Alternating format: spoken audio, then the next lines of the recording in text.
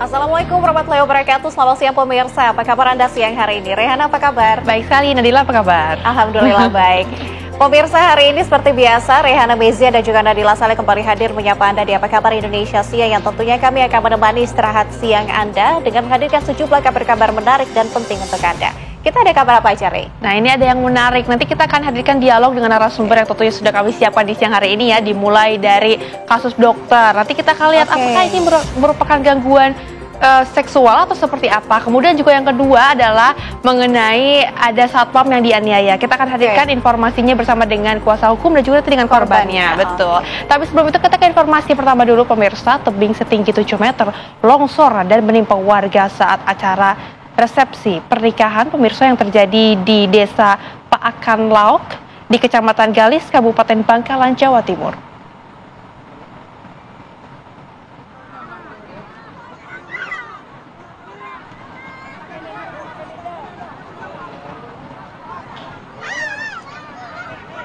Suasana hajatan pernikahan yang semula berjalan lancar di Desa Pakaan Lauk, Kecamatan Galis, Bangkalan, Jawa Timur, berubah menjadi kepanikan saat suara gemuruh yang diikuti runtuhnya tembok penahan tebing di samping rumah warga. 4 warga mengalami luka akibat tertimpa runtuhan tebing. Proses evakuasi 1 orang yang tertimpa reruntuhan tembok berlangsung dramatis. 4 korban dilarikan ke rumah sakit. Longsor tembok penahan tebing ini disebabkan intensitas hujan yang cukup tinggi dalam beberapa hari terakhir.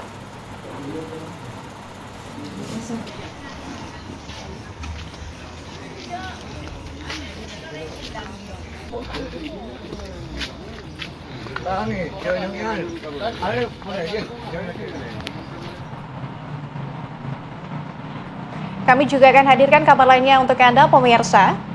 Diiming-imingi akan dibelikan pakaian baru, seorang bocah berusia 13 tahun di Pasar Rebo, Jakarta Timur sejak Kamis pagi diduga diculik oleh tetangganya. Orang tua korban pun telah melaporkan kasus dugaan penculikan anaknya ini ke Polres Metro Jakarta Timur. Inilah rekaman CCTV yang memperlihatkan detik-detik terduga pelaku penculikan berjalan kaki beberapa jam sebelum mengajak pergi bocah perempuan bernama Eva Talita Zahra, berusia 13 tahun, warga Pasar Rebo, Jakarta Timur. Bocah perempuan bernama Eva itu tak kunjung pulang sejak Kamis pagi. Bocah tersebut diduga diculik oleh tetangganya sendiri yang tinggal tepat di samping kontrakan orang tua korban. Ayah korban menyebut pada Rabu malam atau 1 hari sebelumnya, korban sempat diajak membeli buah dan makanan di pasar. Kemudian korban dikembalikan ke orang tuanya. Namun pada Kamis pagi, korban kembali diajak keluar oleh terduga pelaku dengan diiming-imingi akan dibelikan pakaian baru. Orang tua korban pun curiga lantaran hingga 3 jam kemudian korban tak kunjung pulang. Orang tua korban langsung mencari informasi ke sejumlah tetangga. Ya itu malam Kamis itu, dibawa ke pasar. Untuk? Ya untuk beli makanan itu. Terus pulang tapi? Pulang. Nah untuk paginya sendiri izin nggak sama? Enggak ada izin. Langsung diajak? Ya cuman semalam ngomong, bapak yang ini, yang pelaku, anak saya, "Dek, besok ke pasar ya beli pakaian." Terus anak saya jawab, "Ya Pak." Dijanjiin awalnya? Ya. Terus habis itu ya udah. Paginya pergi tanpa pamit. Paginya dia bangun, tapi biasanya dia bangun siang. Tapi pagi itu dia bangun pagi-pagi banget bangun. Sempat pamit gak sama orang? Enggak. Sama ibu, sama bapak, sama saudaranya enggak? Enggak. Orang tua korban terkejut saat mendobrak kontrakan terduga pelaku. Pasalnya seluruh barang milik terduga pelaku seperti kasur dan barang elektronik di dalam kontrakan tersebut sudah tidak ada dan telah dibawa. Terduga pelaku merupakan pria dengan ciri-ciri fisik berambut panjang, berusia sekitar 40 tahun, namun belum diketahui identitas pastinya.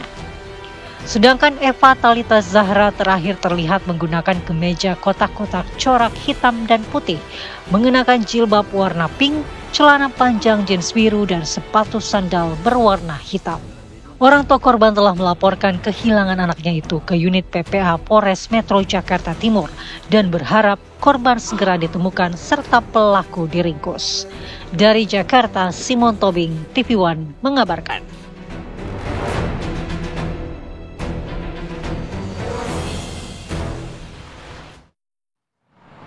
Kita berikan informasi lainnya untuk Anda pemirsa. Diduga kurang konsentrasi, di mana saat mengemudikan sebuah kendaraan, sebuah truk pengangkut galon air mineral terjun ke sawah di Klaten, Jawa Tengah. Kena busi terus nyemplung guling rada jerempok soalnya.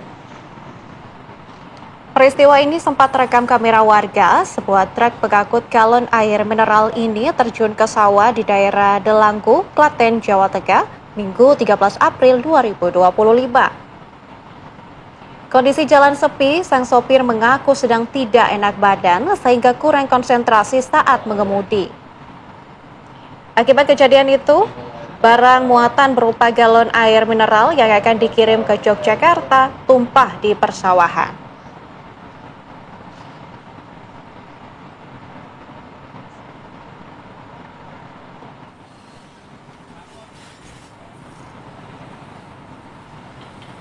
Kabar lainnya untuk Anda pemirsa, 25 jamaah umroh ini asal Kabupaten Padang Lawas, Sumatera Utara dipulangkan ke Bandara Kuala Namu, Deli Serdang. Sebelumnya mereka sempat dilantarkan di Bandara Internasional Changi, Singapura selama 4 hari. Suasana haru dan histeris menyelimuti kedatangan 25 jemaah yang gagal menjalankan ibadah umroh ke Tanah Suci. Beberapa di antaranya bahkan dalam kondisi lemas dan sebagian lainnya mengeluhkan sakit. Sampai saat ini belum ada penjelasan keterangan lebih lanjut dari pihak travel. Sementara pihak Kanwil Kementerian Agama Sumatera Utara telah memberikan sanksi berat kepada pihak travel Karunia Janaah Firdaus karena membatalkan keberangkatan ke Tanah Suci dan sempat menelantarkan para jemaah.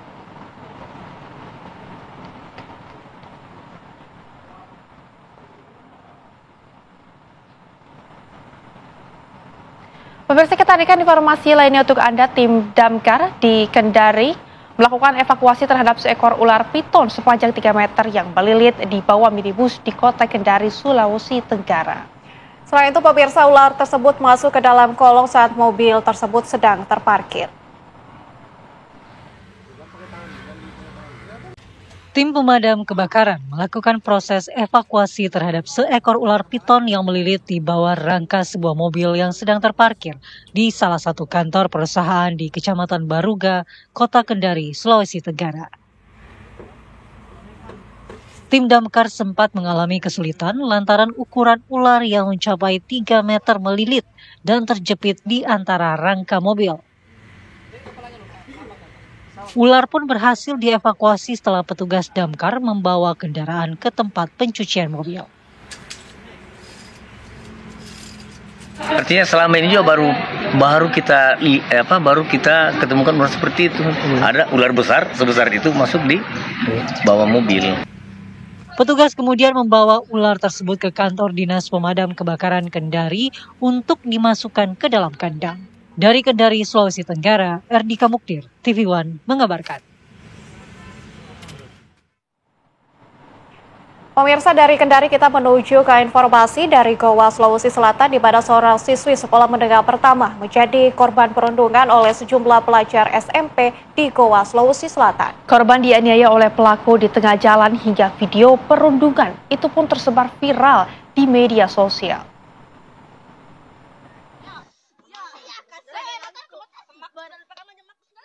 Viral di media sosial, video yang memperlihatkan aksi perundungan yang dilakukan sejumlah remaja wanita terhadap seorang remaja wanita lainnya di salah satu jalan di Kecamatan Barombong, Kabupaten Goa, Sulawesi Selatan.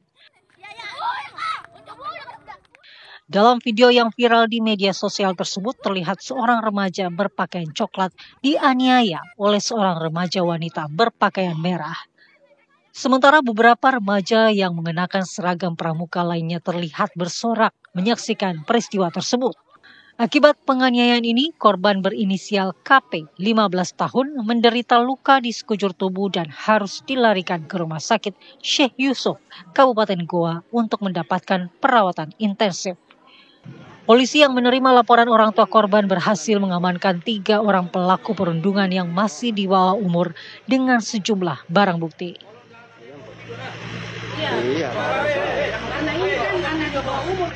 Dan saat ini Polres Goa, khususnya Satreskrim Polres Goa, tadi malam telah berhasil mengamankan 3 orang.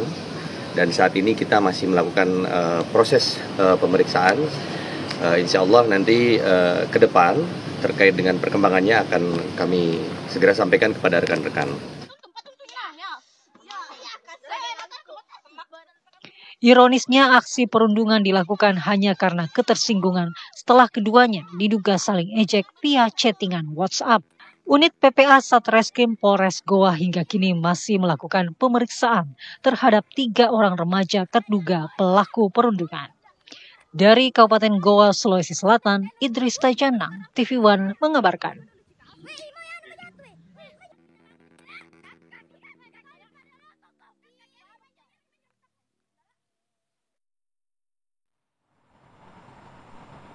Kita berikan informasi lainnya untuk Anda pemirsa. Aksi penipuan yang menyasar siswa ini terjadi di sekolah dasar di Banyumas, Jawa Tengah. Pelaku menyaru sebagai guru baru dan meminta siswa menyerahkan perhiasan emas bagi yang memakainya dan membawa kabur perhiasan emas tersebut.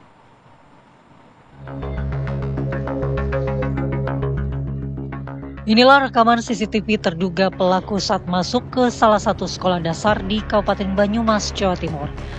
Dengan berpenampilan cukup meyakinkan, pria berusia sekitar 40 tahun dengan tinggi badan kisaran 170 cm dan berkacamata memakai kemeja batik seperti layaknya seorang guru.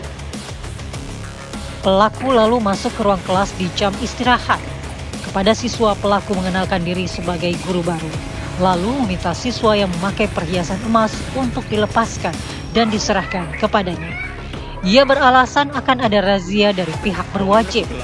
Setelah mendapat perhiasan emas siswa tersebut, pelaku pun lalu kabur. Salah satu kelas yang disasar adalah ruang kelas 5 SD Kedung Pring, Kecamatan Kemerajan, Kabupaten Banyumas. Pelaku berhasil menggondol perhiasan emas senilai kurang lebih 1 juta rupiah. Pihak kepolisian yang mendapat laporan lalu datang ke lokasi dan mengumpulkan keterangan. Pelaku mengaku sebagai guru baru di SD tersebut. Kemudian pelaku tersebut menyampaikan kepada siswa-siswi menanyakan apakah ada yang membawa perhiasan. Kemudian pelaku menyampaikan nanti ada polisi yang akan datang menangkap adik-adik sekalian apabila adik-adik sekalian ini membawa perhiasan. Kemudian karena dia Masih bersama kami di Apa Kabar Indonesia Siang, pemirsa, kita hadirkan informasi lainnya untuk Anda. Seorang satpam menjadi korban penganiayaan hingga kritis dan tidak sadarkan diri saat berjaga di ruang IGD Rumah Sakit Mitra Keluarga Bekasi. Terduga pelaku penganiayaan berhasil diamankan unit Reskrim Polres Metro Bekasi Kota dan telah ditetapkan sebagai tersangka.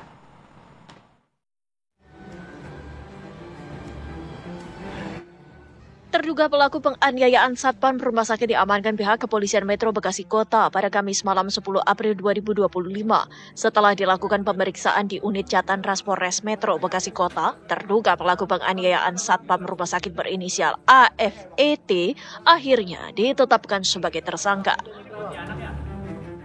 Tersangka dijerat pasal 351 ayat 2 KUHP, yakni melakukan penganiayaan berat dan terancam penjara paling lama 5 tahun. Terlapor AFET kita tetapkan status dari terlapor menjadi tersangka dengan pasal yang diperkenakan pasal 351 ayat 2 KUHP, penganiayaan yang mengakibatkan luka berat dengan ancaman pidana penjara paling lama 5 tahun.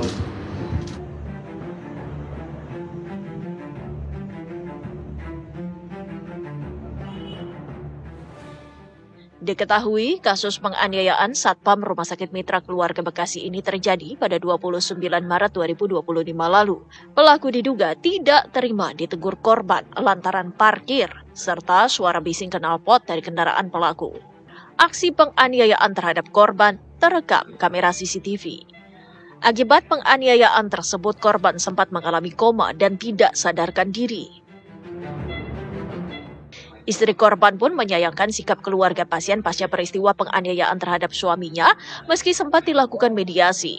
Namun bukan permintaan maaf yang diucapkan, justru intimidasi yang diterima pihak korban. Ya, dia sih bilangnya dia mau bawa orang Polda ya sama FBR, saya juga nggak tahu. Ada sempat terlontar juga kata orang. Iya, dia sempat ngucapin ke seorang security, salah satu temannya, rekannya, katanya kamu tuh orang miskin jangan banyak tingkah, katanya gitu. Jadi di situ saya buat viralin itu. Itu hari apa kejadiannya? Hari tanggal 29, hari apa ya? Mas Sabtu kalau nggak salah ya. Sabtu. Iya. Terus harus buat laporan hari itu juga. Laporan tanggal 30 hari Minggu. Saya nunggu 4 hari nggak ada permintaan maaf sama sekali Mas. Sampai sekarang nggak ada WA, nggak ada chat, nggak ada. Nggak ada etikatnya ini. Nggak ada etikat baik sama sekali. Bu kalau. Kini kasus penganiayaan terhadap satpam rumah sakit yang diduga dilakukan keluarga pasien ini ditangani oleh Polres Metro Bekasi Kota. Dari Bekasi, Jawa Barat, Maksanudin Kurniawan, TV One mengabarkan.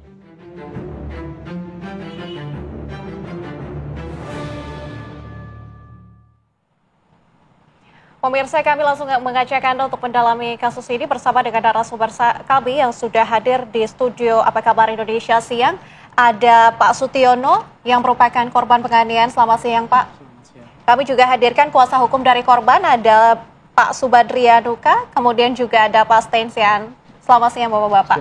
Kami akan tanyakan dulu kepada korban Pak Sutiono. Pak Sutiono, mungkin bisa diceritakan kepada kami kronologi waktu awal kejadian penganiayaan itu seperti apa sih, Pak? Pada saat di awal itu emang mobil masuk ke area Rumah Sakit Mitra melalui lantai 1 kan. Nah, posisi mobil ini memang berknalpot ini ya, racing. Nah, knalpot racing. Begitu masuk, emang dia sempet tuh ada geberan lah, gas kenceng, brung gitu kan. Masuk area parkir, petugas housekeeping ada yang melihat, kita pantau juga, memang mobil kurang masuk ke dalam. Mobil belum menempati area parkir yang sesuai. Nah, saya maju untuk mengarahkan. Nah, ibunya yang turun duluan. Ibunya turun duluan, saya edukasi penyampaian di situ. Saya ngomong, izin Bu, mohon maaf untuk kendaraannya kurang maju. Nah, dan pada saat itu juga saya bilang, mohon izin pada saat melewati area IGD untuk tidak geber-geber mobil. Iya, karena sebatas itu juga kebijakan saja. Di rumah sakit kan seperti itu juga. Tetap mengutamakan tertib ya, untuk biar aman, tertib. Itu kenyamanan dari pasien-pasien yang ada di sana. Baik. Lalu setelah itu apa yang dilakukan oleh pelaku? Nah, Pak? Pada saat si pelaku turun, selesai, nah nggak lama, saya sempat memang balik kanan, dan saya mau konfirmasi langsung ke orangnya, saya hormat dulu itu. Sempat saya lakukan penghormatan, dan ternyata tiba-tiba dia sudah emosi. Dia entah emosi dari mana, dibawa atau bagaimana, saya pun nggak tahu. Tiba-tiba emosi ke saya, wah langsung lost control. Si pelaku ini sudah lost control. Nah, tidak lama teman saya datang untuk memisahkan. Dan teman saya pun kena intimidasi dari beliau. Dianiaya juga teman sempat dilakukan dorongan ada arogansi fisik, juga di sana. Betul. Ya. Pak Sutiono, waktu itu lukanya di mana saja yang terjadi, Pak? Karena saya dibanting ya, karena saya proses nggak sadar, dan sampai dipakai teman saya itu yang menyaksikan. Kalau saya dibanting, saya ada benturan di belakang kepala, ya kan, benjol bengkak, ya kan, terus sama ini saya tuh begitu 4 hari di ruang ICU, ruang intensif itu saya sini sakit. Berarti artinya setelah penganiayaan itu terjadi, bapaknya juga sudah tidak sadar ya? Untuk proses hukumnya sampai saat ini sudah gimana, Mas Subadria? Kalau untuk proses hukum sejauh ini, kemarin Sabtu sudah ditetapkan sebagai tersangka. Jadi si pelaku ini menurut kami sedikit cerita ya, sangat arogansi sekali. Jadi pada saat kejadian, setelah klien kami, Pak Sutiono, dibanting, bukannya malah membantu, malah adanya maki-makian. Ada juga intimidasi yang kita sebut. Intimidasinya seperti apa? seperti menyebutkan kalian orang miskin, jangan macam-macam sama saya bisa gerakkan FBR sekota Bekasi, saya juga megang Polda, nggak tahu Polda yang maksud apa, nggak tahu FBR yang maksud apa, intinya angkuh minta ampun gitu. Jadi dia mengintimidasi biar istrinya korban, karena bapak sudah koma, sudah kejang-kejang, jadi waktu itu ketemu dengan saudara dan istrinya langsung. Jadi dipaksa-paksa seakan biar nggak lapor polisi. Oke. Begitu. Jadi ini pelakunya sebenarnya siapa sih? Katanya ini anak pejabat. Ya mungkin anak pejabat petinggi mungkin ya. Mungkin ya kita duga. Jadi tapi ya teman-teman mungkin kita terima kasih ke media semuanya. Kejar bapaknya ini siapa sih sebenarnya? Bener anak pejabat bukan sih? Nggak dirilis juga sama Polres. Siapa sih bapaknya ini, pengusaha apa? Jangan-jangan anak oknum polisi, kita juga nggak tahu. Kita juga nggak tahu. Mungkin kita akan ke Pastin mungkin ya. Pastin ini sejauh ini kemudian apakah sudah ada pertemuan antara korban dengan juga pihak keluarga dari pelaku ini, Pak? Jadi kemarin memang ada dari pihak lawyer lawan meminta kepada penyidik untuk bisa menghubungi kami, tapi kami dengan tegas menolak. Bahwasanya kami bilang sudah tidak ada pintu perdamaian, tidak ada pintu mediasi lagi, karena sedari awal sampai detik ini pun belum pernah ada pernyataan permintaan maaf kepada korban dan pada keluarga korban. Sehingga kalau mau damai, harusnya mereka tidak perlu statement-statement yang pembelaan lah di media-media yang dia bilang bahwasanya ini harusnya kewenangan rumah sakit penuh nih. Kami akan menyurati direktur rumah sakit supaya menyelesaikan perkara ini secara kekeluargaan. Tapi kan pelaku ini sempat melarikan diri ya, Pak ya, informasinya ini sebetulnya pelaku ini siapa dan juga melarikan diri kemana? Kalau melarikan diri sih yang kami dapat informasi memang ternyata setelah kejadian tanggal 29, tanggal 30 kakeknya si pelaku 31 ya? Ya, 31 malam itu kakeknya pelaku tuh meninggal. Sekarang lagi ada di ICU rumah sakit itu, sehingga kayaknya pulang kampung buat menguburkan atau mungkin upacara. Artinya bukan untuk melarikan diri atau memang ada indikasi ingin melarikan diri dengan momen itu? Kami tidak mau menduga-duga untuk hal itu ya. Bisa jadi sih ya, bisa jadi sekalian, kita juga ngerti. Dan sedikit kami kasih informasi, jadi pada saat knalpot Bronx, yang knalpot racing ini kan menggunakan mobil yang sama. Jadi ternyata setelah viral, ada muncul video yang narasinya, dia ini seolah-olah ribut di jalan, tersangka saat ini ya. Jadi dia ini selalu ribut dengan orang bawa kunci Inggris, viral ya di media. Bawa kunci Inggris, ngomong, santai aja bos, mitra polisi nih. Jadi selalu bawa polisi. Selalu bawa polisi ya. Pak Stan ini juga keluarganya polisi kok, nggak pernah beliau bawa polisi. Tapi sampai saat ini juga identitas dari pelaku ini belum terkuak. Tapi upaya damai sempat dilakukan oleh korban dan juga pelaku. Pelaku juga meminta upaya damai. Sampai saat ini bagaimana? Katanya juga ada intimidasi yang dilakukan sampai saat ini. Jadi gini, waktu pada saat kejadian itu memang ada dikumpulkan lah sama oleh Binmas setempat. Jadi saat itu bapaknya pelaku tuh bukannya, kalau orang nggak mau mendamaikan ya, yaudah saya minta maaf kelakuan anak saya, gimana biaya pengobatannya saya tanggung. Ini tidak. Mengingat korban juga. Iya, ini malah yang ada dia bilang kalau bisa tuh pakai BPJS-nya, BPJS kesehatan aja, jangan pakai BPJS TK, karena kalau ada lebihan saya nggak mau bayar. Nah, kalau yang kayak dia sebutkan di media bahwa dia bersedia menanggung pengobatan tuh nggak ada. Kami punya saksi fakta menyatakan tidak ada. Baik, ini mungkin kita akan kembali ke Pak Sutiono ya. Pak Sutiono, ini langkah selanjutnya dan juga harapannya seperti apa dari kasus ini, Pak? Terlebih ke proses hukumnya. Ya, kalau saya sendiri kan memang menuntut keadilan ya. Saya di sini menuntut keadilan ya kan.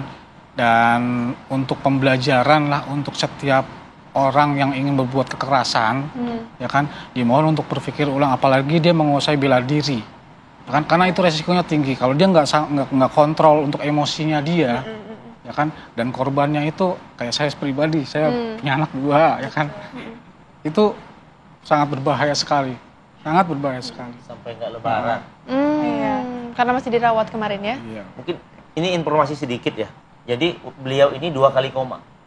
Jadi sempat sadar tapi koma lagi. Jadi begini, biar ya ini kan yang beredar kan dari kuasa hukum si tersangka bahwa ini tidak ada penganiayaan, tapi hanya dorong-dorongan. Katanya, tapi fakta kan tidak, di CCTV ada. Jadi tanggal 29 jam 10 malam kejadian, langsung kejang-kejang masuk ICU, 4 hari di rawat ICU, lalu 2 hari kemudian dipindahkan rawat inap. Waktu itu tanggal 5 sudah diizinkan oleh rumah sakit untuk pulang beliau. 2 hari kemudian, tanggal 7, koma lagi, masuk lagi rumah sakit. Jadi kalau dibilang tidak ada penganiayaan, saya juga bingung. Dan sampai saat ini untuk kesehatannya seperti apa? Barangkali ada komplikasi dari fisik ataupun di bagian dalam? Kemarin kami ngobrol sama dokter ya. Dokter bilang begini ya, sampaikan aja ya. Ini jangka panjangnya, kita nggak tahu jangka panjangnya. Apakah nanti akan mengakibatkan kepikunan, mohon maaf ya, mungkin atau dan lain-lain. Jadi jangka panjangnya kita belum tahu. Sejauh ini sebenarnya masih agak sedikit pusing ya. Pusing kadang-kadang, tapi hilang timbul. Tapi Pak Sutiono sendiri saat ini kondisinya seperti apa Pak dirasakan di hari ini? Alhamdulillah ya, sehat ya? Allah ya. Kalau untuk fisik ya alhamdulillah sampai Alhamdulillah. Semoga juga semakin sehat. Dan yang masih menjadi pertanyaan kan pelakunya ini bisa jadi anak pejabat karena dia selalu membawa nama-nama dari kepolisian begitu ya, bisa jadi anak pejabat, tapi ini juga masih menjadi pertanyaan bagi kita semua. Barangkali dari pihak keluarga ataupun kuasa hukum ada niatan untuk melakukan pertemuan untuk agar mengetahui ini background dari pelaku ini seperti siapa gitu. Kalau kami kuasa hukum sudah sepakat untuk tidak mau ada pertemuan sama sekali, bahkan kami berencana akan melaporkan ke LPSK supaya ada restitusi dan kami berencana menggugat PMH. Iya, kami gugat. Jadi ini biar jadi pelajaran kepada masyarakat bahwa mau siapapun Anda, bapak Anda siapapun, kalau Anda melakukan penganiayaan yang menyebabkan orang luka, itu udah nggak ada yang bisa tolong lagi. Kalau memang itu nggak sengaja, segeralah minta maaf. Ini enggak, malah arogan, menantang. Ya, saat sudah jadi tersangka baru minta mediasi, kami tutup pintu. Seakan-akan kebal hukum ya. Baik, terima kasih sudah bergabung bersama dengan kami di Apa Kabar Indonesia Siang. Terima kasih buat penjelasannya. Betul sekali. Dan semoga kasus ini juga segera diberikan titik terang dan sehat selalu untuk Bapak, untuk Pak Subardia Duka juga terima kasih sudah kesini ke Apa Kabar Indonesia Siang dan juga untuk Pak Stin. Terima kasih, sehat selalu. Dan pemirsa, sejumlah kabar penting menarik lainnya masih akan kami hadirkan untuk Anda sesaat lagi, tetaplah bersama kami. Anda kembali menyaksikan Apa Kabar Indonesia Siang. Pemirsa, korban kasus kekerasan seksual di Rumah Sakit Hasan Sadikin Bandung, FH bersama ibu dan keluarganya Minggu siang mendatangi Gedung Pakuan Bandung untuk bertemu dengan Gubernur Jawa Barat Deddy Mulyadi. Dalam pertemuan itu, Deddy Mulyadi memberikan bantuan hukum dan dukungan ekonomi bagi korban.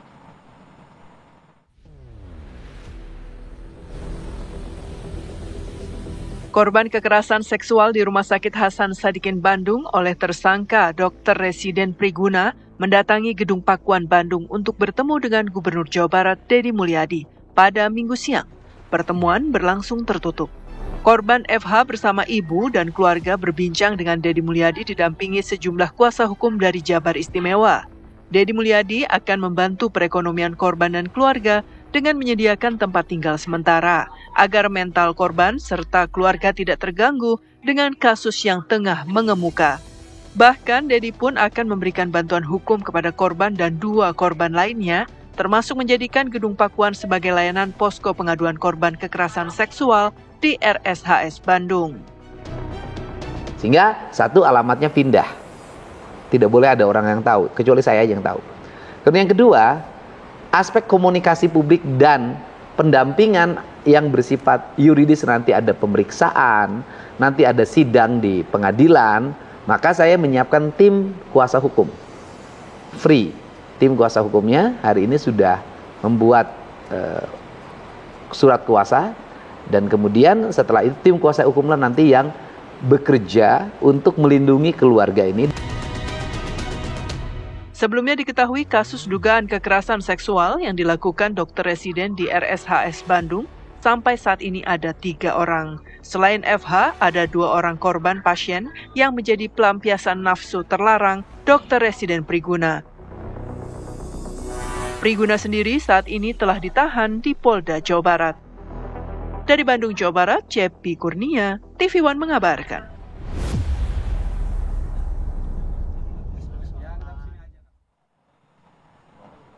Dan pemirsa, untuk membahas lebih dalam mengenai kasus ini, terutama mengenai penyimpangan dari perilaku seksual yang dilakukan oleh korban, sudah bersama dengan kami di siang hari ini di TCI, ada Ibu Febrizky Yahya selaku konselor dan juga sex educator. Selamat siang. Selamat siang. Oke, Mbak Febri, ini mungkin kalau dilihat dari perilaku seksual yang dilakukan oleh korban, apakah ini termasuk somnofilia atau seperti apa? Iya, Oke. oleh pelaku.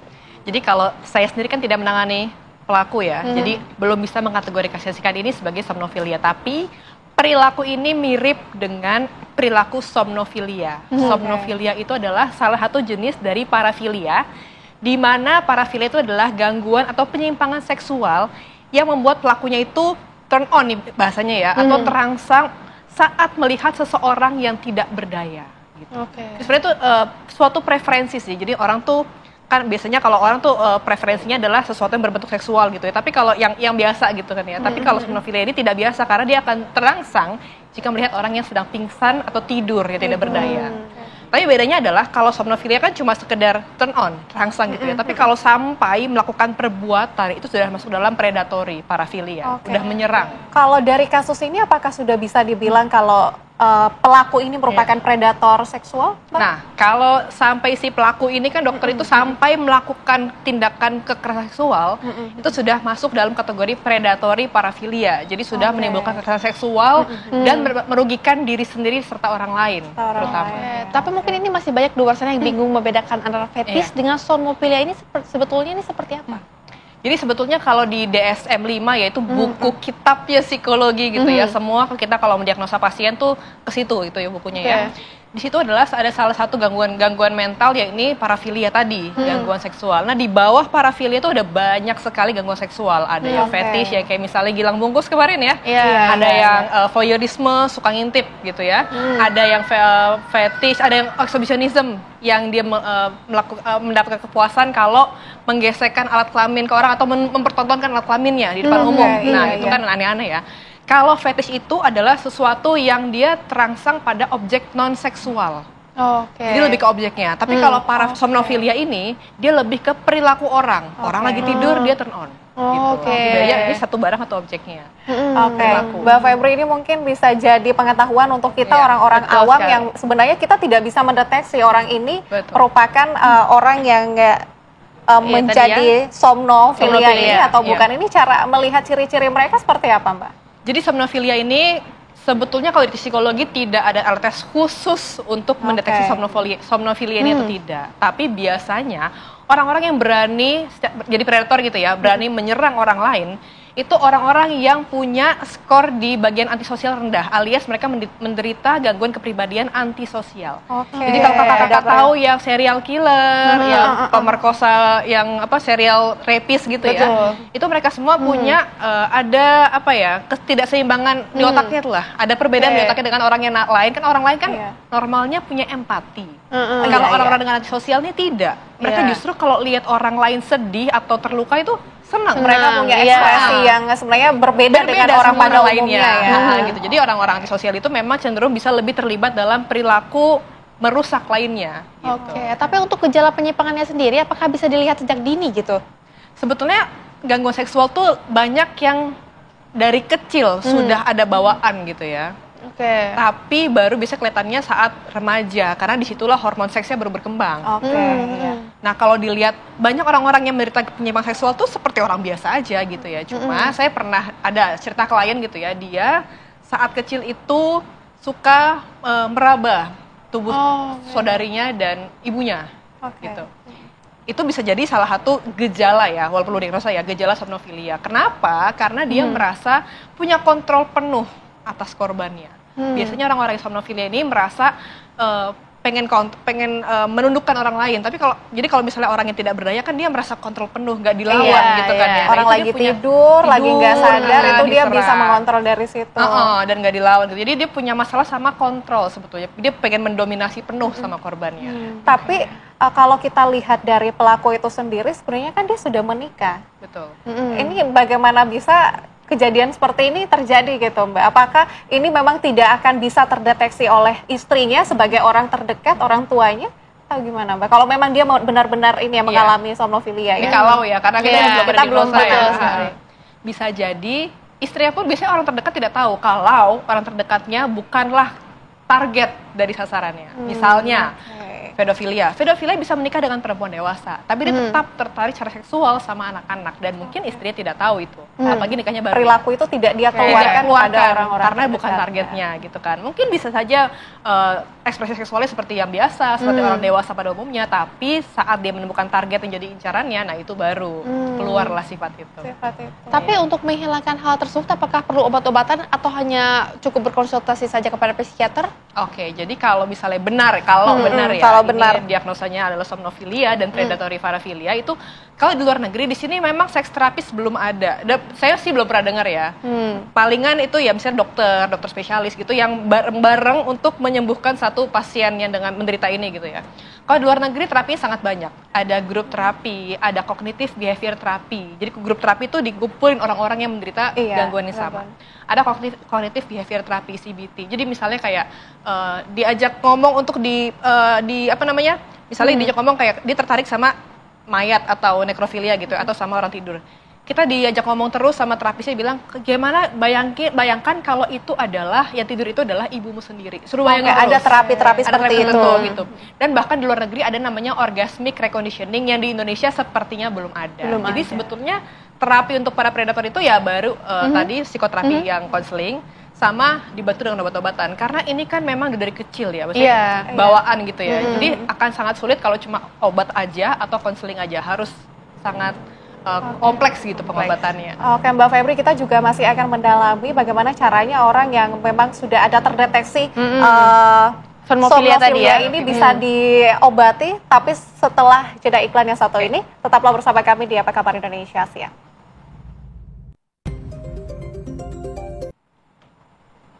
Anda kembali menyaksikan Apa Kabar Indonesia Siang, pemirsa. Sebelum kami ajak Anda untuk berdialog kembali dengan narasumber kami di sini, kami akan ajak Anda dulu untuk terhubung bersama dengan rekan kami yang sudah siap mengabarkan dari Bandung. Betul sekali.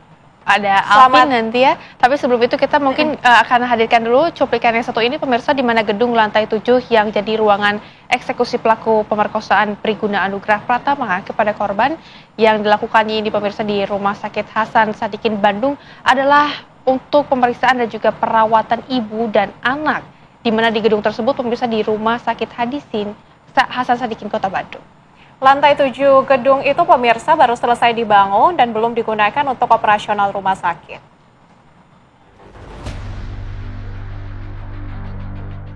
Usai melakukan olah TKP di gedung baru lantai 7 Rumah Sakit Hasan Sadikin Bandung, polisi masih menetapkan ada 3 korban perkosaan yang dilakukan dokter residen PPDS Priguna Anugrah Pratama.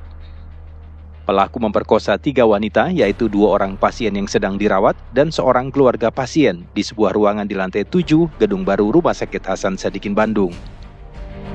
Indikasi pelanggaran pidana juga Pak ke lalaian dari rumah sakit, dan apakah itu bisa masuk ke ranah pidana Pak, atau itu harus delik laporan Pak? Tidak ada. Itu kan hanya perorangan, bukan tim. Istilahnya kan kalau pasien dokter anestesi itu kan dia memang ada timnya, tapi dia ini melakukan aksinya sendiri, seorang diri aja. Dan si ruangan itu dia memiliki kunci sendiri atau memang tidak dikunci atau gimana? Ruangan tidak dikunci, karena itu ruangan baru.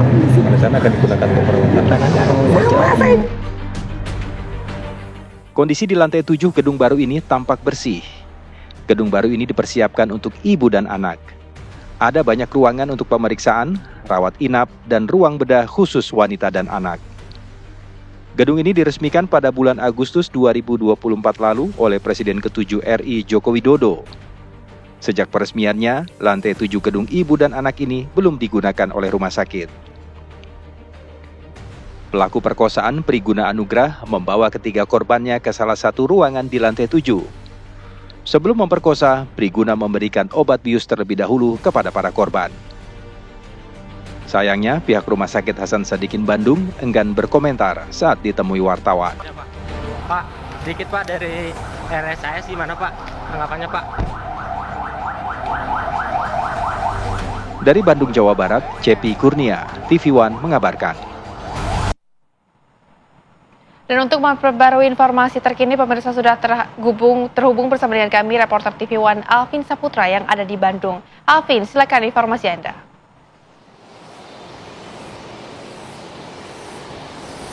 Ya baik, Rehana, Nadila dan juga pemirsa, memang belakangan ini viral di media sosial dalam kasus dokter berinisial PAP yang melakukan pemerkosaan kepada keluarga pasien dan juga pasien yang berada di Rumah Sakit Hasan Sadikin Bandung ini. Memang untuk per hari ini, Rumah Sakit Hasan Sadikin Bandung tadi didatangi oleh Wakil Menteri Pemberdayaan Perempuan dan juga Anak, yaitu Veronika Tan. Dan untuk Veronika Tan sendiri tadi ditemani oleh timnya dari Kementerian PPPA ya, dan datang di Rumah Sakit Hasan Sadikin Bandung ini sekitar pukul 12 siang tadi. Dan untuk kedatangan Veronika Tan sendiri tidak hanya sendiri, ditemani oleh penasehat khusus utusan Presiden Republik Indonesia dan juga dari Dinas Kesehatan Jawa Barat. Tadi sempat pertemuan sendiri dilakukan secara tertutup, dari kami awak media tidak diperbolehkan masuk.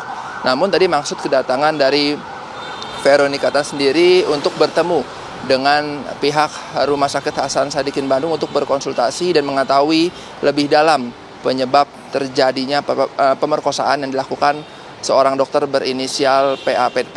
Namun tadi setelah keluar dari pertemuan tersebut, Veronika Tan juga mengatakan bahwa pihaknya dan pihak dari Veronika Tan nantinya akan membantu ataupun mendukung penuh untuk membantu pemulihan dari korban pemerkosaan yang dilakukan oleh dokter berinisial PAP.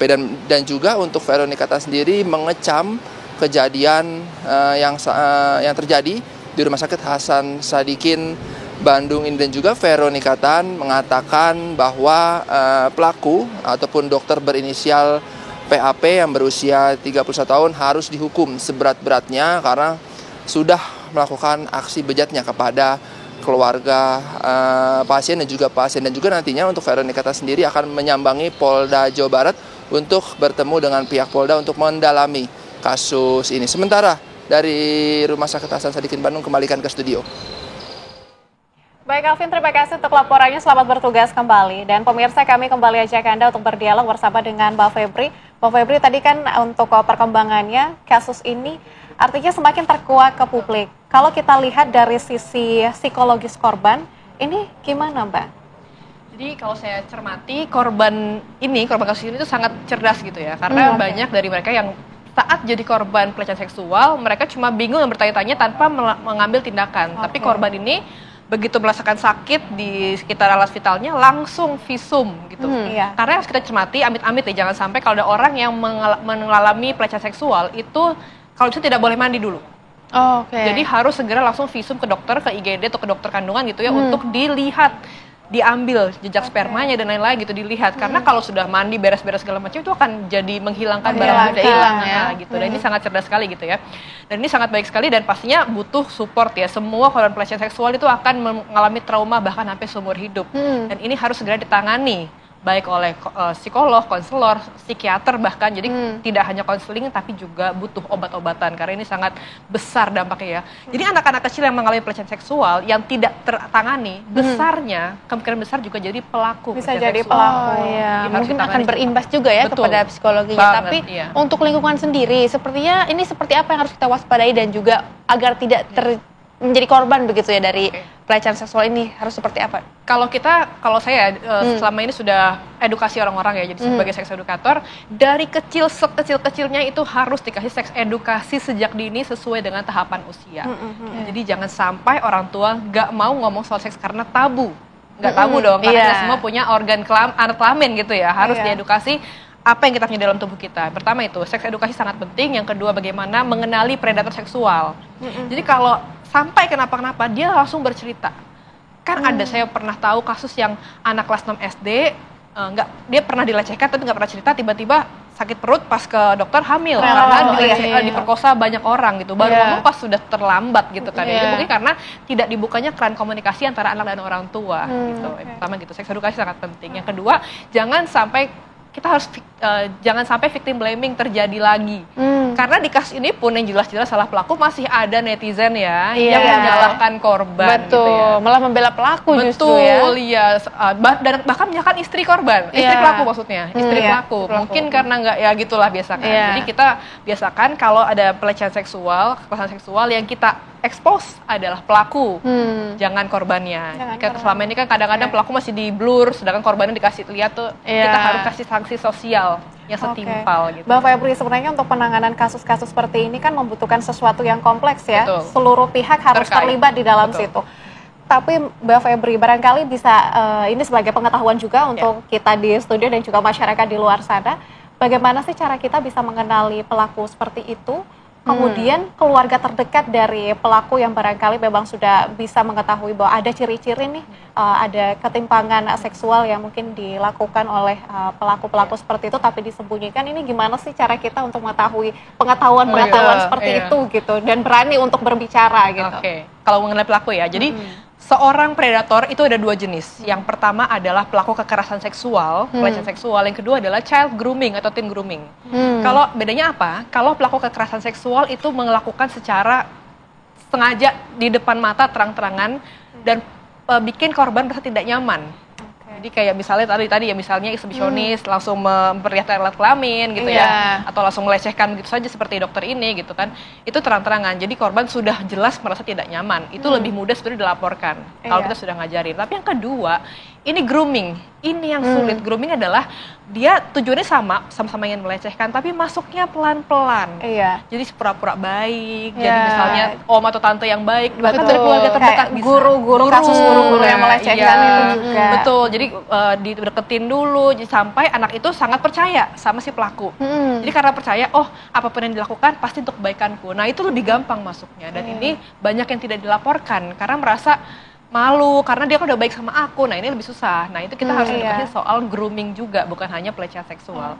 Ciri-cirinya gimana? Kalau yang biasanya grooming tuh biasanya mereka baiknya love bombing, gimana sih? Terlalu baik, terlalu baik. Tapi apalagi si korban ini juga tidak memiliki pengetahuan lebih, memiliki masalah mental juga dari masa kecil, kurang kasih sayang dan seperti apa, itu juga bisa menjadi pengaruh ya. Betul, karena mereka pilih-pilih korbannya loh. Mereka pilih-pilih orang yang kira-kira fragile, mudah didekati atau rentan. Biasanya ya dari broken home atau punya masalah di keluarga gitu ya. Tapi kalau pelaku pelecehan seksual sendiri, biasanya mereka tadi saya bilang punya kecenderungan untuk antisosial, tidak punya empati atau punya masalah emosi yang meledak-ledak gitu ya. Dan kalau misalnya anak-anak, kalau dilihat dari anak-anak, mereka empatinya tidak sesuai usia. Kan ada anak yang memang masih tidak mau berbagi karena masih fasenya, ada yang harusnya sudah bisa tapi nggak mau gitu, egosentris gitu punya masalah emosional gitu. Terus kayak sepertinya kecanduan porn juga bisa. Banyak orang yang anak kecanduan porn itu besarnya jadi penyimpangan seksual karena itu pornografi merusak fungsi eksekutif otak. Tapi apakah setiap orang yang mengalami somnofobia ini ujungnya akan menjadi kriminal atau seperti apa? Kalau somnofilia sendiri, kalau dia tidak melanjutkan dengan tindakan gitu ya, itu tidak sampai jadi predatory. Jadi cuma sekedar fetishnya aja gitu. Jadi penyimpangannya kayak dia beda nih, sukanya sama orang tidur gitu aja. Bisa jadi kita punya mungkin pasangan yang somnofilia, kalau kita tidur dia turn on gitu. Nah itu bisa jadi, tapi nggak ngapa-ngapain gitu, atau melakukannya dengan konsen. Tapi kalau sampai predatory somnofilia itu artinya dia sudah berani melakukan dan seperti dokter ini sudah ada terencana tindakan untuk melecehkan gitu. Jadi nggak semuanya, tapi mostly itu karena sudah masuk predatory somnofilia bisa jadi merugikan orang lain atau kekerasan seksual tadi. Maka Mbak Febriski, terima kasih untuk penjelasannya yang sangat menarik dan juga jelas begitu ya. Tentunya kita berharap kasus-kasus seperti ini tidak pernah terjadi lagi, dan tentunya kita juga berharap agar ada penanganan dari seluruh pihak sehingga kedepannya Indonesia juga tidak akan ada lagi kasus-kasus seperti ini terjadi. Terima kasih Mbak Febri. Terima kasih. Ya pemirsa, sementara itu Ketua Pengadilan Negeri Jakarta Selatan terjerat kasus suap. Kita akan hadirkan informasinya saja, dan tetaplah bersama kami di Apa Kabar Indonesia Siang. Masih bersama kami di Apa Kabar Indonesia Siang. Pemirsa, Ketua Pengadilan Negeri Jakarta Selatan terjerat kasus suap dan gratifikasi terkait putusan lepas atau on slack perkara korupsi pemberian fasilitas ekspor minyak kelapa sawit crude palm oil. Iya, ia diduga menerima suap 60 miliar rupiah dalam terbitnya putusan lepas kasus ekspor CPO.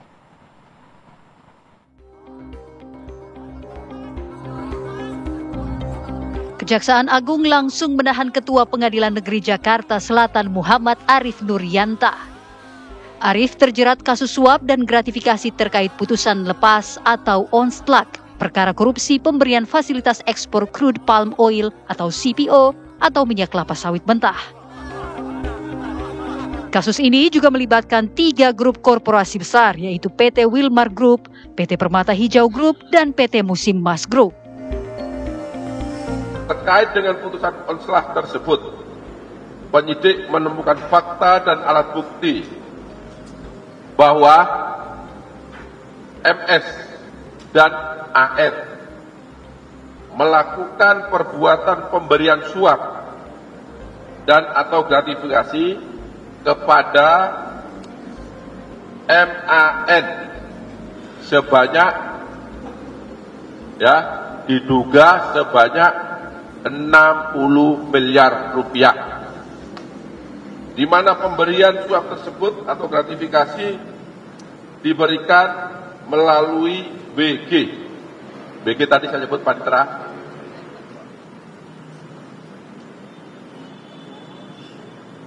Pemberian ini dalam rangka pengurusan perkara dimaksud agar majelis hakim yang mengadili perkara tersebut memberikan putusan onslah. Selain Ketua PN Jakarta Selatan, Kejagung juga menetapkan Panitia Muda Perdata Pengadilan Negeri Jakarta Utara dan 2 advokat sebagai tersangka.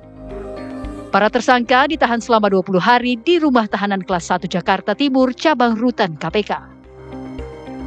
Tim TV One mengabarkan.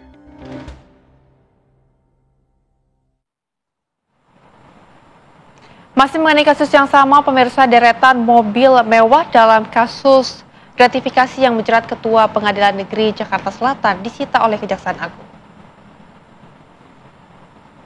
Inilah sejumlah mobil mewah yang disita Kejaksaan Agung dalam kasus suap dan gratifikasi putusan lepas atau onslek dengan total suap 60 miliar rupiah.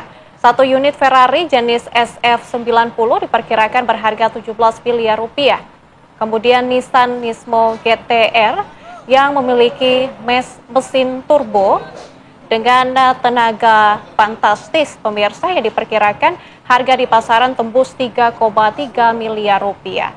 Ada pula SUV, pemirsa, SUV premium yang dikenal dengan keandalannya dan daya tahannya, yakni Mercedes-Benz G63 dengan harga 7 miliar rupiah lebih.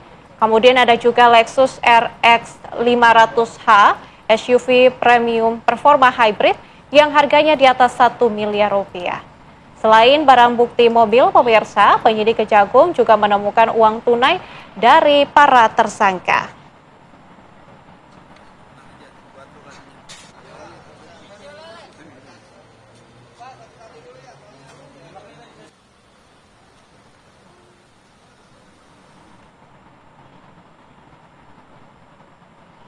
Kami ajak Anda, pemirsa, untuk bergabung dengan rekan kami, Iman, yang sudah siap mengabarkan dari gedung Mahkamah Agung.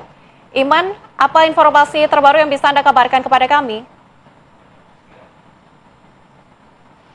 Ya, selamat siang Rehana dan pemirsa. Tadi baru saja Mahkamah Agung menyampaikan konferensi pers menyikapi kasus dugaan suap yang terjadi di lingkungan Pengadilan Negeri Jakarta Pusat. Dan memang pemirsa, mengenai kasus dugaan suap ini tentunya sangat mencoreng dunia peradilan Indonesia sehingga membuat Mahkamah Agung harus angkat bicara. Dan tadi dalam konferensi persnya ini Mahkamah Agung menyatakan bahwa menghormati proses hukum yang sedang berjalan di Kejaksaan Agung, dan juga Mahkamah Agung juga melakukan serangkaian ataupun juga berbagai keputusan dalam menyikapi hal tersebut. Salah satunya adalah dengan memberhentikan sementara hakim-hakim yang terlibat dalam kasus dugaan suap ini. Pemberhentian sementara ini juga menunggu keputusan hukum tetap yang akan menimpa dari hakim-hakim yang terlibat dalam kasus dugaan suap ini, sehingga nantinya kalau sudah berkekuatan hukum tetap, maka nantinya hakim-hakim tersebut akan diberhentikan secara tetap juga.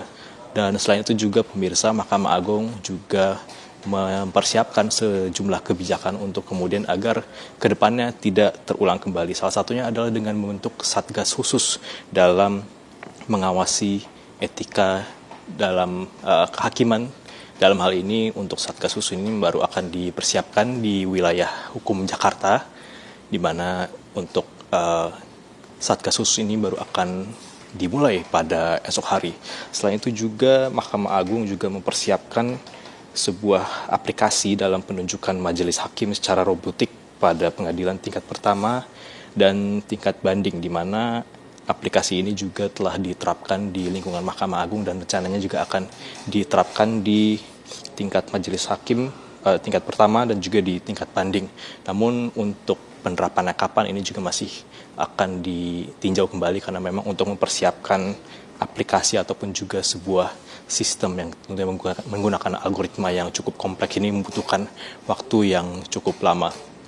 Sementara untuk ketiga hakim ataupun juga sejumlah hakim yang telah ditetapkan sebagai tersangka ini juga telah ditahan oleh Kejaksaan Agung, dan kita juga masih menunggu apakah nantinya proses peradilan ini membuktikan bahwa mereka bersalah atau tidak, karena memang sejauh ini sejumlah hakim tersebut masih ditetapkan sebagai tersangka. Kita akan menunggu apakah nantinya akan dijatuhi hukuman yang berat atau tidak, karena memang saat ini statusnya masih tersangka. Dan sebelum dari Mahkamah Agung tadi kami juga sempat meninjau di Pengadilan Negeri Jakarta Selatan, di mana seperti yang kita ketahui Ketua Pengadilan Negeri Jakarta Selatan dan juga satu hakim ini yang bertugas di Pengadilan Jakarta Selatan juga termasuk dalam hakim-hakim yang ditahan oleh Kejaksaan Agung. Namun kalau kita tinjau di Pengadilan Negeri Jakarta Selatan ini, untuk proses peradilan masih berjalan secara normal. Namun untuk posisi ketua itu yang nantinya akan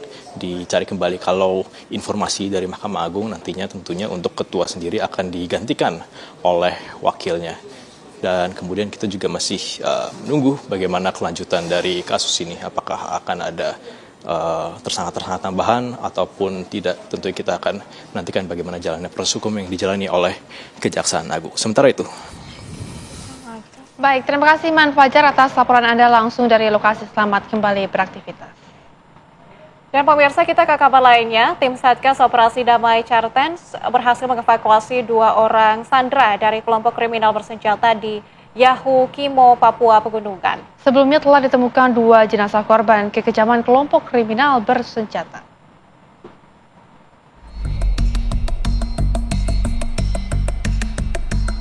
Setelah sekitar 4 hari dalam penyanderaan, 2 orang warga berhasil dievakuasi oleh tim Satuan Tugas Damai Cartens 2025. Dalam keadaan lemah, 2 warga tersebut dibawa dalam pengawalan dengan helikopter kepolisian. Mereka yang selamat dari penyanderaan kelompok kriminal bersenjata atau KKB adalah Daniel Abial, Kepala Dusun Muarakum, dan istrinya Magdalena Olivia Masela. KKB kemudian akhirnya melepaskan keduanya karena dianggap warga asli Yahukimo. Petugas membawa mereka dari Kampung Mabul, Distrik Korowai Asmat, menuju Bandara DKI Yahukimo untuk bisa segera mendapat pelayanan medis oleh tim kesehatan dari Rumah Sakit Bayangkara Jayapura.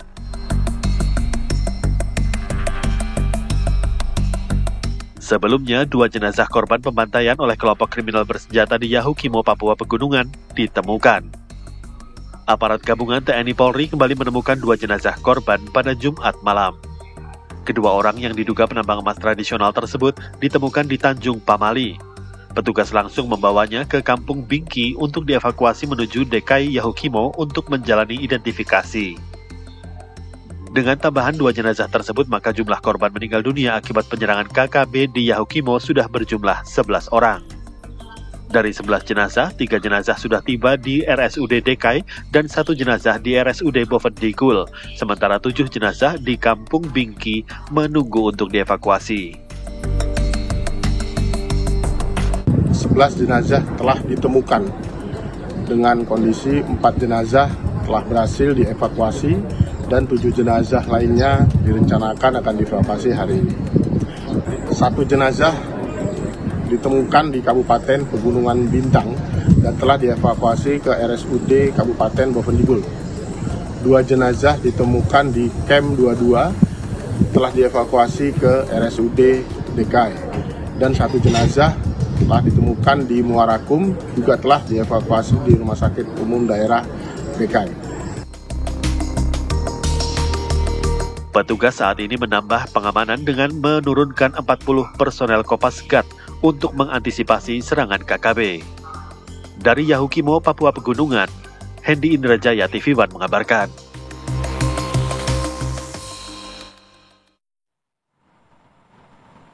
Pemirsa, hati-hati jika Anda melakukan perjalanan umroh.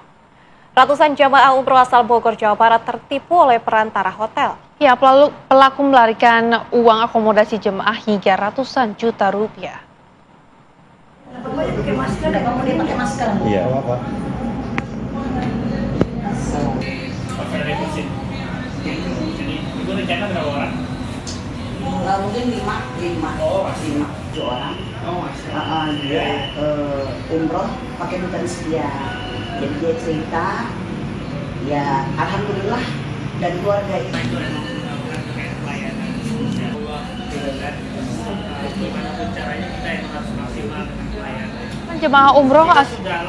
Ratusan jemaah umroh asal Bogor, Jawa Barat terkena kasus penipuan oleh perantara hotel mereka. Pelaku menggelapkan uang jemaah senilai 600 juta rupiah. Awal mula kejadian, pihak Biro Perjalanan Umroh membawa jemaah sebanyak 300 orang menuju ke Mekah. Sesampainya di sana, pihak hotel memberi konfirmasi bahwa pembayaran hotel belum dilunasi oleh Biro Perjalanan tersebut yang kemudian mencoba menghubungi pelantara hotel untuk jamaah. Pelaku hanya membayarkan 53 juta rupiah dari biaya yang seharusnya dibayarkan, sebesar 600 juta rupiah. Mengetahui hal ini, pihak Biro Perjalanan mencoba menghubungi pelaku, inisial Devi, namun pelaku sulit dihubungi karena mematikan telepon selulernya. Pihak Biro Perjalanan kemudian melaporkan pelaku ke Polresta Kota Bogor.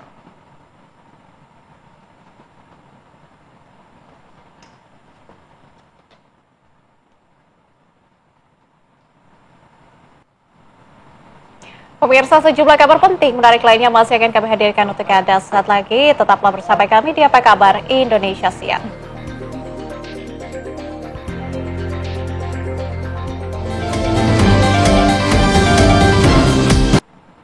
Terima kasih Anda masih bersama kami di Apa Kabar Indonesia Siang. Pemirsa, aksi pencurian sepeda motor terjadi di sebuah kedai kopi saat pemiliknya sedang membuat konten makanan dan minuman. Ya, dan pemirsa, aksi pelaku terekam CCTV juga viral di media sosial.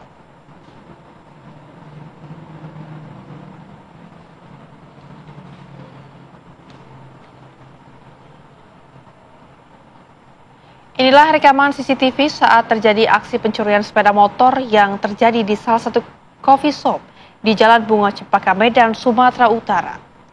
Pelaku yang berjumlah 2 orang datang dari arah berlawanan kemudian melihat sepeda motor korban sedang terparkir di depan coffee shop saat baru selesai hujan. Memanfaatkan situasi sepi, pelaku yang berjumlah 2 orang berbagi tugas. 1 orang pelaku berjaga di sepeda motor sambil memantau situasi, sementara 1 pelaku lainnya bertugas sebagai eksekutor. Pelaku yang masih berusia remaja langsung menyasar sepeda motor korban dan merusak kunci kontak motor menggunakan kunci letter T. Tak hanya dalam hitungan detik, pelaku berhasil merusak kunci kontak dan menarik mundur motor curiannya dan kemudian kabur ke arah Jalan Padang Bulan. Dari keterangan pegawai coffee shop, Mutia saat kejadian korban yang merupakan fotografer sedang membuat konten makanan dan minuman. Korban baru menyadari motornya hilang saat hendak mengambil barang yang tertinggal di motornya. Namun ketika ke parkiran, dapati motornya sudah tidak ada. Atas peristiwa ini, korban sudah membuat laporan ke Polsek Sunggal dan berharap pelaku yang wajahnya terekam CCTV segera tertangkap.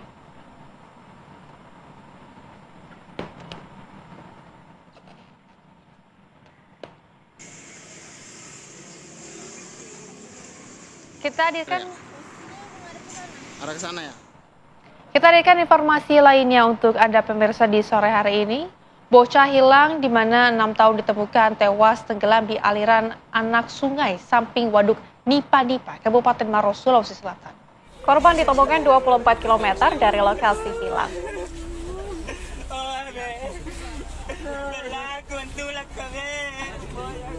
Keluarga tak kuasa menahan tangis saat jenazah inisial A dimasukkan ke ambulan. Petugas SAR Gabungan Makassar mengevakuasi jasad korban dengan perahu nelayan 100 meter dari titik lokasi penemuan korban. Sebelum hilang, korban pamit untuk bermain dengan temannya.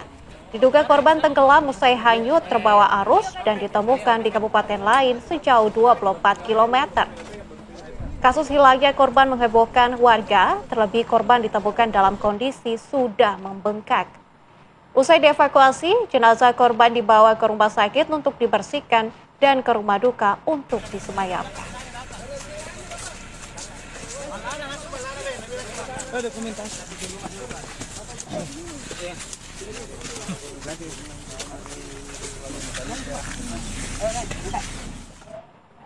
Kami hadirkan kabar lain dari wilayah Jombang, Jawa Timur.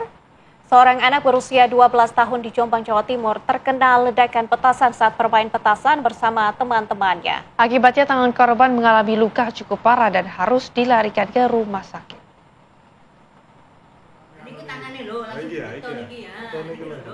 Video rekaman CCTV ini menunjukkan saat anak berusia 12 tahun terkena ledakan petasan di Desa Plemahan, Kecamatan Sumobito, Jombang. Setelah mengetahui temannya berinisial yang terkena ledakan, teman lainnya panik dan berlarian meminta pertolongan. Setelah mendapat laporan, polisi pun melakukan olah TKP dan mencari barang bukti di lokasi kejadian. Polisi telah meminta keterangan sejumlah saksi untuk mengungkap asal-muasal bahan peledak yang diterima korban. Namun hingga kini polisi belum bisa meminta keterangan korban karena masih dalam perawatan di rumah sakit.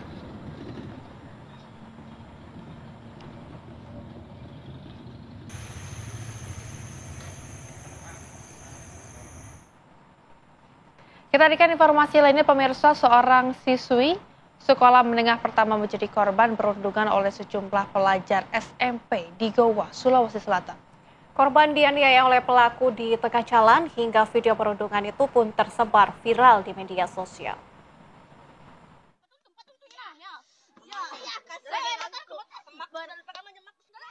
Viral di media sosial, video yang memperlihatkan aksi perundungan yang dilakukan sejumlah remaja wanita terhadap seorang remaja wanita lainnya di salah satu jalan di Kecamatan Barombong, Kabupaten Goa, Sulawesi Selatan. Dalam video yang viral di media sosial tersebut terlihat seorang remaja berpakaian coklat dianiaya oleh seorang remaja wanita berpakaian merah.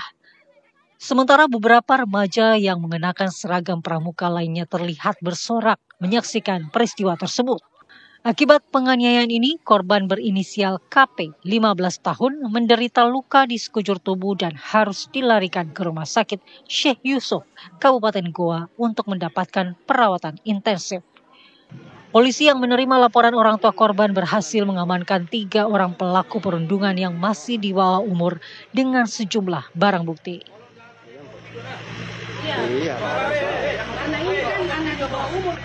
Dan saat ini Polres Goa, khususnya Satreskrim Polres Goa, tadi malam telah berhasil mengamankan 3 orang.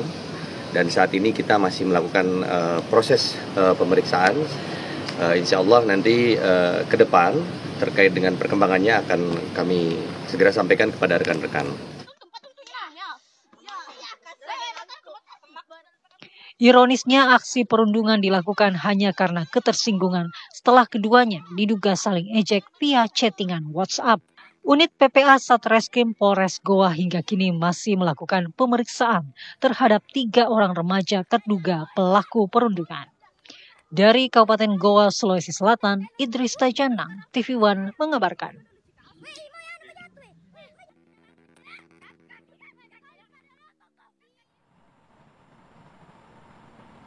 Pemirsa, aksi heroik dilakukan oleh seorang prajurit TNI Lantamal 6 yang berenang menyelamatkan seorang nelayan yang terombang-ambing di tengah laut akibat perahunya terbalik di Kabupaten Maros, Sulawesi Selatan. Evakuasi sempat terkendala karena tidak adanya pelampung.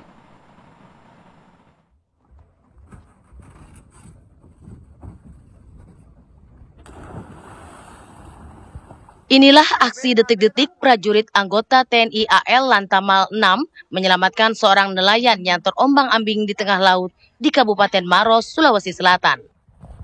Saat melihat nelayan tersebut terapung sambil meminta pertolongan, dengan sigap prajurit tersebut langsung terjun dan berenang untuk menyelamatkan nelayan tersebut.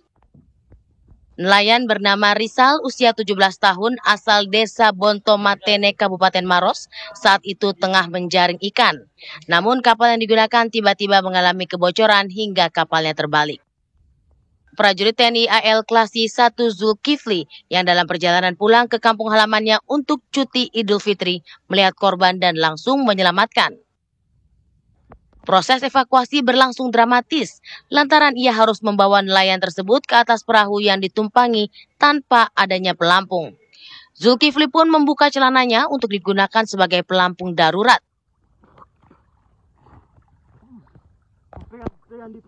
Zulkifli ini sedang melaksanakan cuti lebaran. Dalam perjalanannya menuju ke kampungnya di desa Bontomatene, Kabupaten Maros, karena memang harus ditempuh lewat jalur laut. Dalam perjalanan menemukan ada seseorang nelayan yang sedang mengapung minta tolong. Zulkifli pun langsung mengerahkan perahunya ke nelayan tersebut. Dan setelah untuk menghindari kejadian yang lebih buruk, Zulkifli pun begitu mendekat ke korban langsung cebur ke laut. Dan berhasil menolong nelayan tersebut. Usai dievakuasi, perahu beserta nelayan tersebut dibawa ke pulau terdekat guna mendapatkan perawatan medis lebih awal. Dari Maros, Sulawesi Selatan, Wawan Setiawan, TV One mengabarkan. Jadi pukatnya di mana? Pemirsa, sejumlah informasi lainnya akan kami hadirkan usai jeda. Tetap bersama kami di Apa Kabar Indonesia Siang.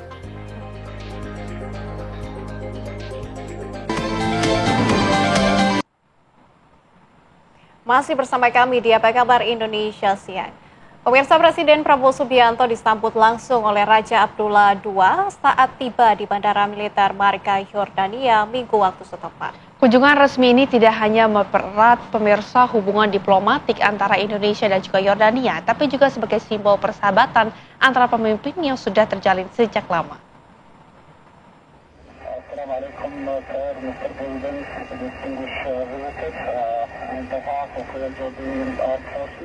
Momen istimewa kunjungan Presiden Prabowo Subianto sudah dimulai sejak pesawat kepresidenan memasuki wilayah udara Yordania. Sejumlah jet tempur Angkatan Udara Yordania melakukan pengawalan hingga mendarat di Bandara Militer Marga Amman Yordania pada Minggu waktu setempat.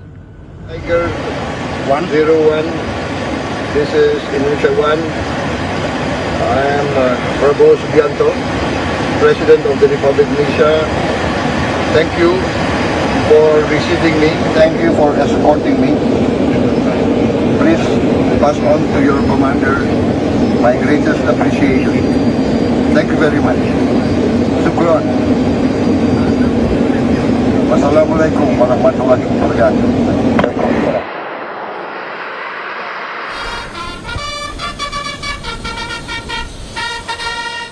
Turun dari pesawat, Presiden Prabowo memberikan salam hormat dan disambut pelukan hangat oleh Raja Abdullah II bin Al-Hussein.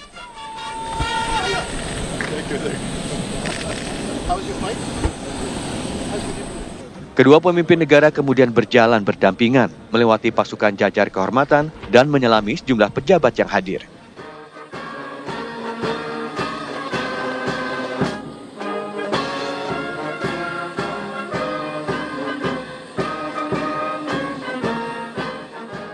Saat prosesi penyambutan, lagu kebangsaan Indonesia Raya dan lagu kebangsaan Yordania dikumandangkan dengan hikmat disertai dentuman meriam sebanyak 21 kali. Momen kedekatan kedua pemimpin negara terlihat saat Raja Abdullah II mengantar langsung Presiden Prabowo menuju hotel. Bahkan Raja Abdullah II langsung mengemudikan sendiri mobil kepresidenan bersama Presiden Prabowo.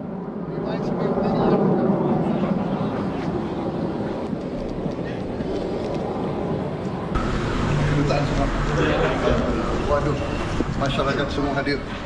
Di hotel, Presiden disambut ratusan warga negara Indonesia yang tinggal di Yordania. Pak, dari Ampi Jordan, Pak. Oke, banyak sekali. Ya, saat ini kami kedatangan... Kunjungan resmi ini tidak hanya mempererat hubungan diplomatik antara Indonesia dan Yordania, tetapi juga simbol persahabatan antar pemimpin yang sudah terjalin sejak lama. Terima kasih Bapak Presiden, Pak.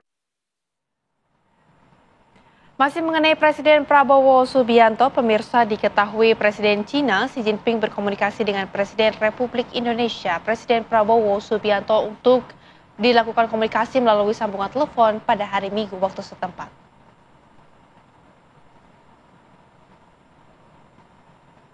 Xi Jinping menegaskan pentingnya hubungan strategis antara Cina dan juga Indonesia sebagai dua negara berkembang utama dan anggota penting Global South. Xi Jinping menyoroti penyampaian luar biasa dalam kerjasama bilateral dan persahabatan antara kedua negara, serta mengingat 2 kali pertemuan berlangsungnya dengan Prabowo di tahun kemarin. Xi Jinping dan Presiden Prabowo bertukar ucapan selamat dalam peringatan 75 tahun hubungan diplomatik Cina-Indonesia.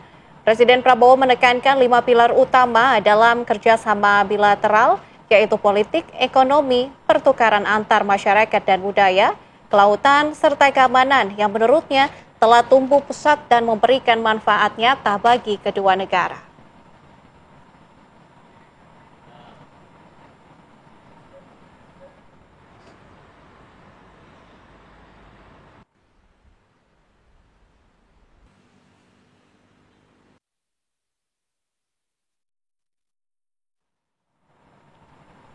Kami juga akan hadirkan informasi lainnya untuk Anda. Pemirsa, Pavilion Indonesia di Osaka Expo hadir dengan bentuk gedung yang menyerupai kapal pinisi, menampilkan beragam kekayaan alam, budaya, dan masa depan Indonesia. Pavilion Indonesia merupakan hasil karya anak bangsa dan sentuhan tangan kreatif dari sosok Didit Prabowo.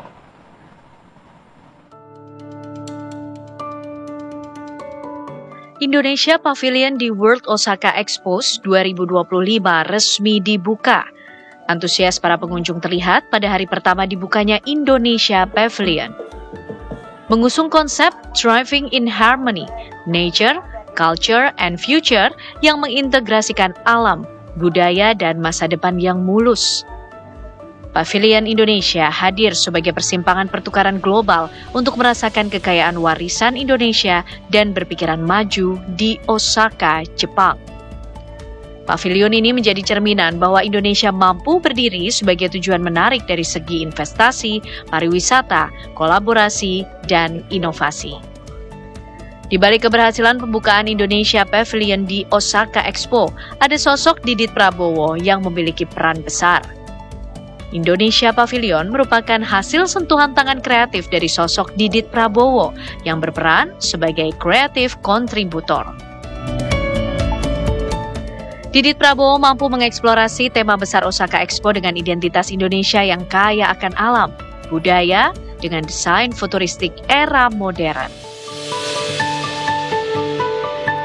Halo Mas Didit, luar biasa Indonesia Pavilion. Thank you. Top, sukses Mas. Thank you. Makasih Mas. Dari Osaka, Jepang, Vena Kintan, TV One mengabarkan.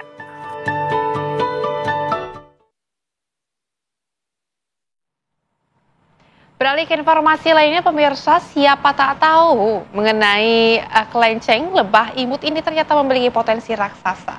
Selain mudah, pemirsa, untuk dibudidayakan, jenis lebah ini sedikit memiliki ancaman hama dan juga penyakit. Madu yang dihasilkan diyakini lebih berkhasiat dibandingkan madu jenis lebah yang lain. Dan inilah Desa Cikidang, Kecamatan Cilongo, Kabupaten Banyumas, Jawa Tengah, sebagai desa di lereng Gunung Slamet.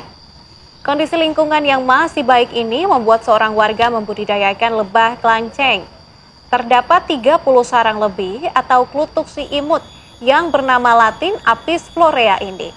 Dalam satu koloni bisa menghasilkan sekitar setengah liter madu dengan harga jual di kisaran Rp500.000 per liter.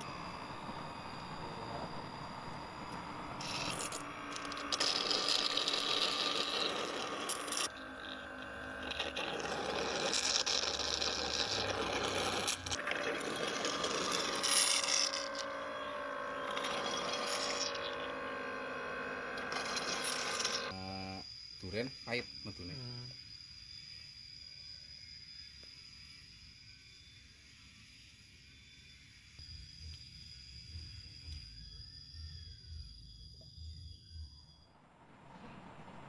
Pemirsa, kabar tadi juga sekaligus menutup jumpa kita di Apa Kabar Indonesia Siang. Nantinya Kabar Merah Putih akan hadir menemani Anda. Saya Nadila Saleh dan juga rekan saya Rehana Mezia mewakili segenap kru yang bertugas izin pamit undur diri. Terima kasih dan sampai jumpa.